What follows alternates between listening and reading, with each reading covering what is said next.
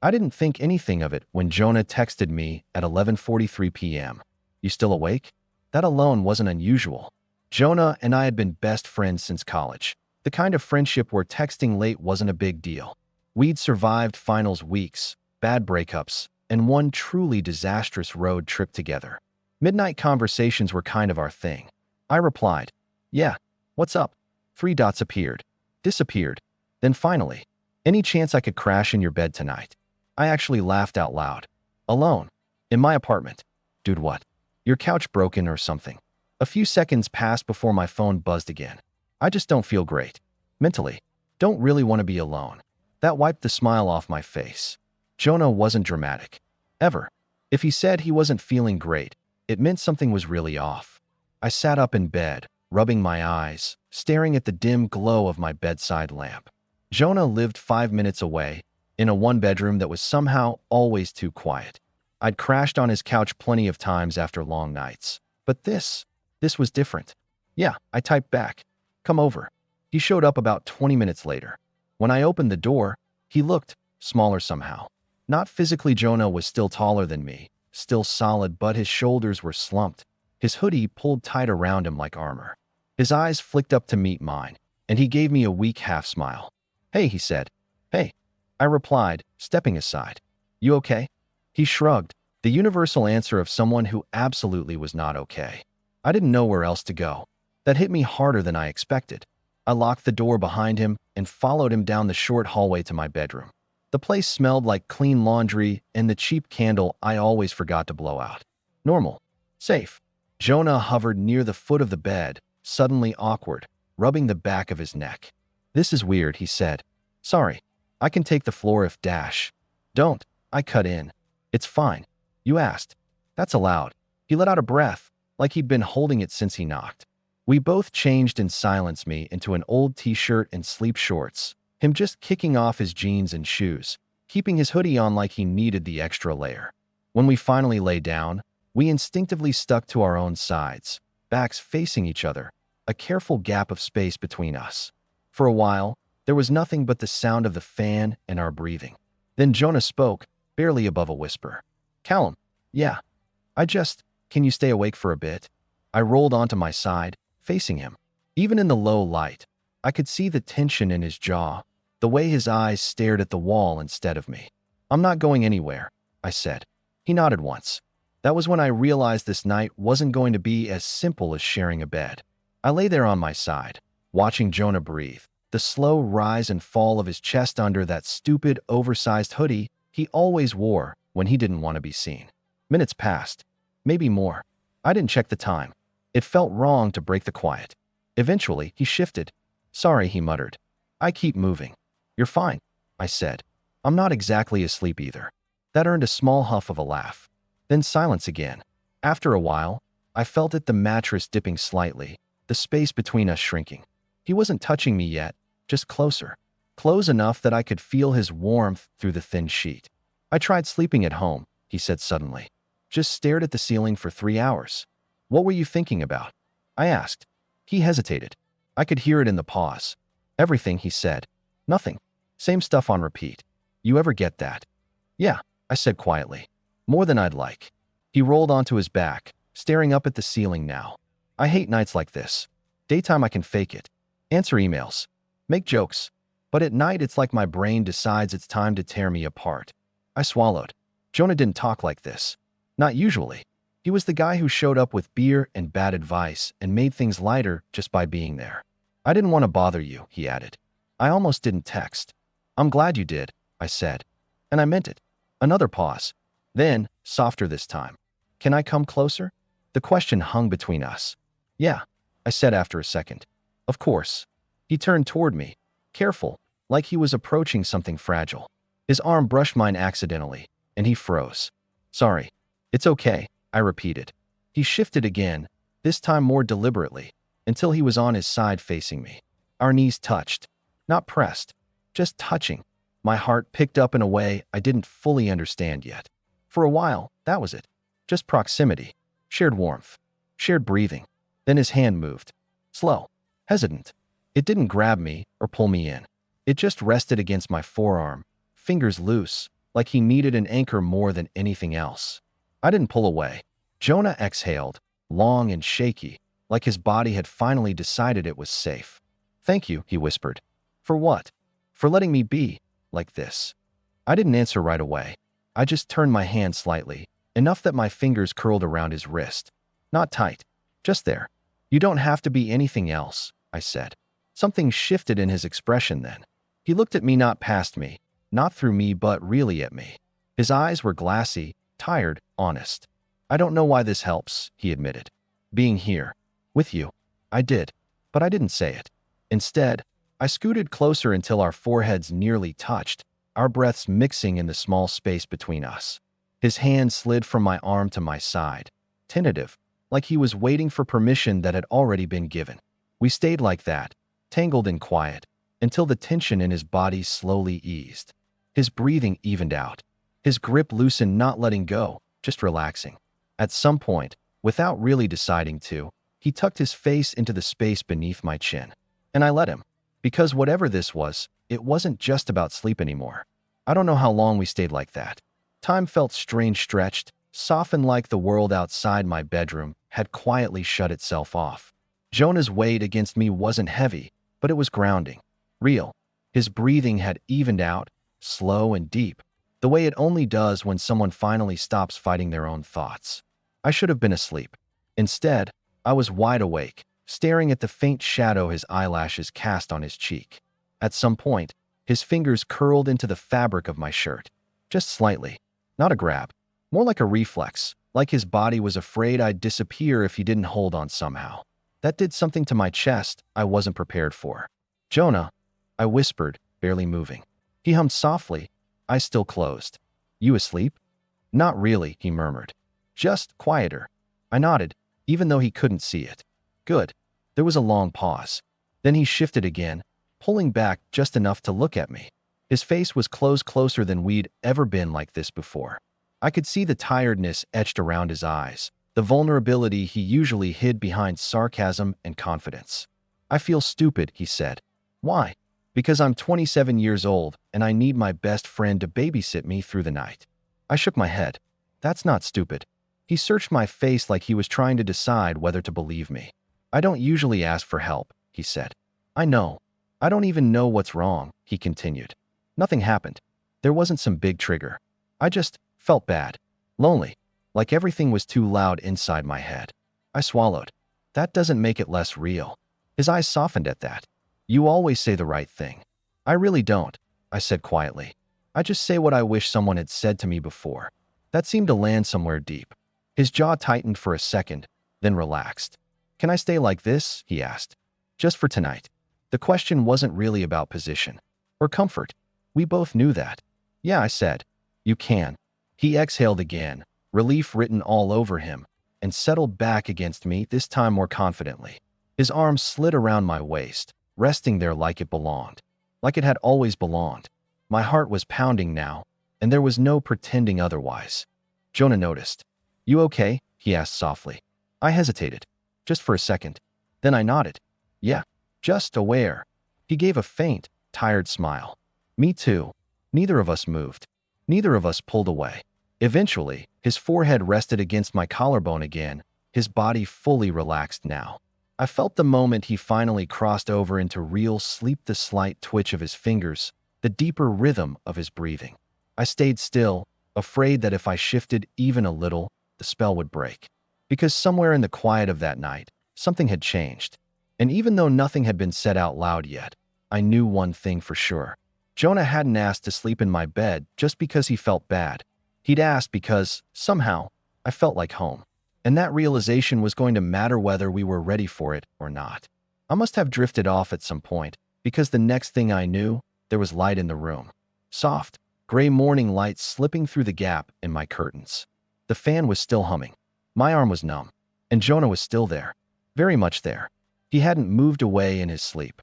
If anything, he'd shifted a little closer. His arm rested around my side, his leg loosely near mine. Like sometime during the night his body had decided this was where it felt comfortable. His face was turned toward me, his breathing warm and steady. For a split second, panic flared. Not because he was there, but because I was suddenly aware of everything. The closeness, the intimacy, the fact that this wasn't how best friends usually woke up. I stayed completely still, afraid that even breathing differently would wake him. Too late. Jonah stirred, brow furrowing slightly. His fingers flexed once against my side, then again. Slowly, he lifted his head, blinking like he wasn't sure where he was. Then his eyes focused on me. Oh, there it was. That moment where reality catches up. Hey, I said softly, my voice rough from sleep. Hey, he replied, equally quiet. Neither of us moved. I could almost see the thoughts racing behind his eyes, rewinding the night, cataloging every touch, every word. His arm tightened for half a second, then loosened, like he'd just realized it was there. He started, then stopped. Cleared his throat. Did I? You slept, I said. Actually slept. He let out a breath that sounded half relieved, half embarrassed. Sorry if I, invaded your space. You didn't, I said immediately. That made him pause. You sure? Yeah, I said again. I would have said something. He studied my face, searching for any hint that I was lying. Whatever he saw must have satisfied him, because his shoulders finally relaxed. Thanks, he murmured. I feel better. Not perfect, but lighter. I'm glad, I said. Another silence settled between us, different from the one the night before. Not heavy, not awkward, just charged. Jonah shifted, clearly torn between moving away and staying exactly where he was. Eventually, he carefully untangled himself, sitting up on the edge of the bed and running a hand through his hair. Well, he said, forcing a small smile. That's definitely the most emotionally vulnerable sleepover I've ever had. I snorted before I could stop myself. Same. He laughed at that, a real laugh this time, and some of the tension broke. But not all of it. He stood, stretching, hoodie riding up slightly before he pulled it back down. I should probably head home. Shower. Pretend I'm a functioning adult. You're welcome to stay, I said before thinking. He turned back to me, eyebrow raised. Yeah, I shrugged. No pressure. Just an option. For a moment, I thought he might say yes. Instead, he shook his head gently. I think I need to sit with this on my own for a bit. Figure out what last night was. That was fair. More than fair. Okay, I said. Text me when you get home. I will. At the door, he hesitated, hand on the knob. Callum. Yeah. Last night, he said slowly, choosing his words. It meant something to me. I don't want you thinking it didn't. I met his eyes. I didn't think that. He nodded once, then left. The door clicked shut, and the apartment felt strangely empty again. I sat back on my bed, staring at the place where he'd been curled against me only minutes ago, my heart still beating a little too fast. Whatever was happening between us, it wasn't over. If anything, it was just beginning. The rest of that day felt off balance, like my body was going through a routine my head hadn't caught up with yet. I showered, made coffee, answered emails, but everything felt slightly muted, like I was doing it underwater. My bed still smelled like Jonah cleaned soap, laundry detergent, something distinctly him, and every time I passed my bedroom door, my chest tightened. He didn't text right away. I told myself not to read into that. He'd said he needed time. Space. Jonah was allowed to take both. Still, I checked my phone more than I wanted to admit. The text finally came around mid-afternoon. Home. Sorry it took me a bit. I slept for another hour on my couch like a corpse. I smiled despite myself. Glad you got more rest, I replied. You feeling okay? 3 dots. Gone. Back again. Yeah, better than last night. Just thinking. I hesitated, thumbs hovering over the screen. About what? There was a longer pause this time. Us. My heart kicked hard enough that I had to sit down. I stared at the word like it might change if I looked away. Us. Not last night. Not what happened. Us. Okay, I typed carefully. What about us? A minute passed. 2. Then my phone buzzed. Can we talk later? In person? Not tonight. I'm still sorting my head out. Relief and nerves hit at the same time. Yeah, I said. Whenever you're ready. We met 2 days later. Jonah suggested the park near my apartment, the one with the cracked walking path, the old trees, and the bench we always ended up on when we didn't know where else to go. It felt intentional. Familiar ground. He was already there when I arrived, sitting with his elbows on his knees, staring at the grass like it might answer him back. Hey, I said. He looked up, smiling faintly. Hey. We sat in silence for a minute, side by side, shoulders not quite touching. The air felt heavy, but not uncomfortable. Honest. I've been replaying that night, he finally said. Over and over. Me too. He nodded. I keep asking myself if I crossed a line. If I leaned on you because I was vulnerable and dash. You didn't, I cut in gently. I never felt that way. He glanced at me, searching my face again like he had that morning. Good, he said quietly. Because it didn't feel like that to me either. He took a breath. It felt right. Scary, but right. My chest tightened. Yeah. Jonah rubbed his hands together, nervous for once. I think I've been lying to myself for a while. About what I need. About who I feel safe with. I didn't interrupt. When I was lying there with you, he continued, voice low, it wasn't just comfort. It was connection. And I don't know what to do with that yet, but I know I don't want to ignore it. I turned toward him fully now. We don't have to decide anything right away. He let out a breath, tension easing from his shoulders. Thank God. I was hoping you'd say that. I smiled softly. We can go slow. Whatever slow looks like. Jonah looked at me, then really looked at me, and something warm spread through my chest. Can I try something? He asked. Yeah. He reached out, hesitating only a second before his fingers laced with mine. No rush. No pressure. Just contact. It felt different from the night in my bed. Clearer. More intentional. We sat there holding hands, the world moving quietly around us. Both of us knowing that whatever came next, whether it was messy or beautiful or both, it was something we were finally willing to face together. And for the first time, that didn't scare me at all. After that day at the park, things didn't suddenly turn into some movie montage version of romance. They got quieter, but in a good way. Jonah and I didn't talk about labels. We didn't rewrite our entire friendship overnight. Instead, we kept doing what we'd always done, getting coffee, sending each other dumb memes, complaining about work, but now there was this soft awareness under everything. Like we were both listening more closely than before. Sometimes our hands brushed and didn't pull away. Sometimes he'd sit a little closer on the couch. Sometimes I'd catch him looking at me, and he wouldn't joke it off anymore. The first time he came over again, I was weirdly nervous. I cleaned my apartment like I was expecting a date, then laughed at myself for it. When he knocked, my stomach flipped anyway. Hey, he said, smiling when I opened the door. Hey, that was it. No awkwardness. No big moment. Just him, standing there, holding 2 coffees. I come bearing peace offerings, he said, lifting them. You know I'm weak to caffeine, I replied, stepping aside. We sat on the couch, knees touching, talking about nothing important. A show he'd started. A client I hated. Normal stuff. But every so often, the conversation would fade, and the silence would settle between us again, comfortable, expectant. Jonah was the one who broke it. I've been sleeping better, he said casually. That's good, I replied. I'm glad. He nodded. Still not great, but better. He glanced at me, then looked away. I think it helped, knowing I could come to you. Something warm spread through my chest. Anytime. He swallowed. You know that night? When I asked to stay in your bed? Yeah. I didn't fully understand why I needed that, he admitted. But I do now. I waited. I needed to feel close to someone who knows me, who sees me, and I think. He hesitated, then met my eyes. I think I've needed that for a long time. My pulse picked up. Me too. The air shifted. Subtle. Electric. Jonah leaned in, not fast, not dramatic, giving me plenty of time to pull away. His forehead rested lightly against mine, his breath warm, familiar. If this is too much, he murmured, tell me. It's not, I said, barely louder than a breath. That was all it took.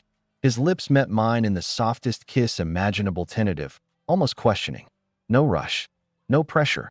Just a gentle connection, like we were both checking to see if the ground was solid beneath us. It was. When we pulled back, his eyes were a little wide, a little stunned. Okay, he said quietly. I smiled. Okay. We didn't go any further that night. We didn't need to. Later, when he stayed over this time planned, intentional, we lay in the same bed again. But it felt different now. Open. Honest. His arm around me wasn't just comfort anymore. It was choice. As the room darkened and his breathing evened out beside me, Jonah shifted closer and whispered, half asleep, I don't feel bad tonight. I tightened my hold on him just slightly. Good, I whispered back. Because this time, he hadn't asked to sleep in my bed just because he felt bad. He'd stayed because he wanted to be there. And so did I. The first time I realized how much my life had quietly shifted was over something stupid. Jonah was in my kitchen, barefoot, wearing one of my t-shirts like it belonged to him. He was leaning against the counter, half asleep, complaining about how I bought the wrong kind of coffee beans. "You've been drinking this for years," I said. "You never complained before."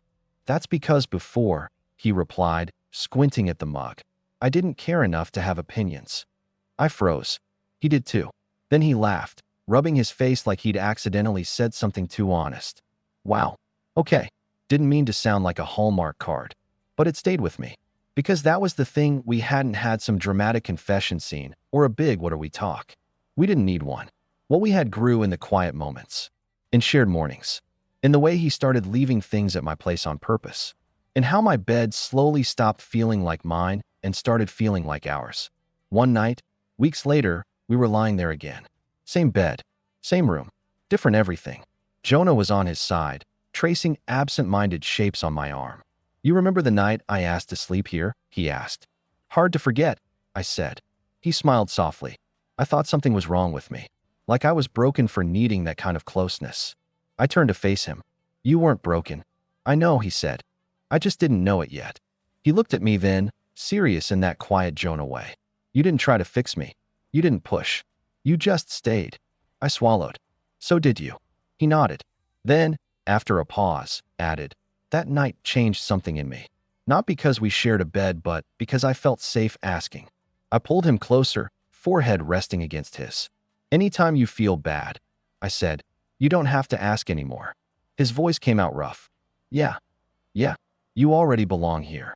He exhaled, a sound full of relief and certainty, and kissed me slow, familiar, real. Later, when his breathing evened out and the room fell quiet, I stared at the ceiling and thought about how strange life was. How one late-night text, one honest moment, could quietly reroute everything. My best friend hadn't asked to sleep in my bed because he was weak. He asked because he trusted me.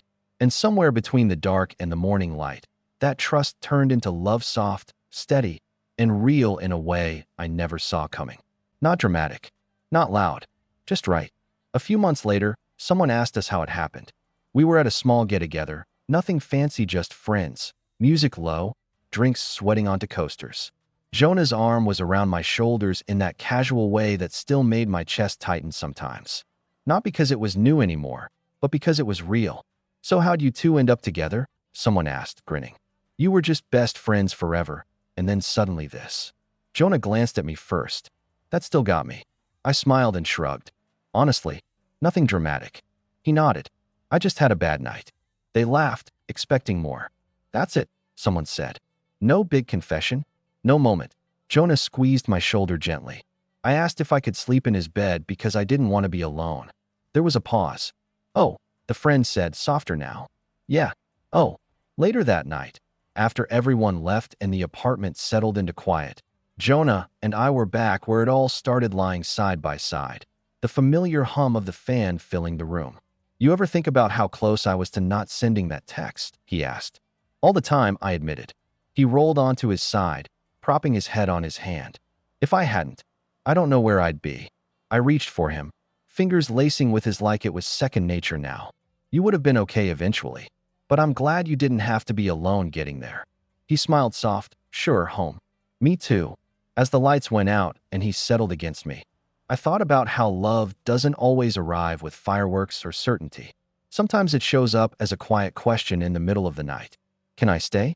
And sometimes, answering yes changes everything.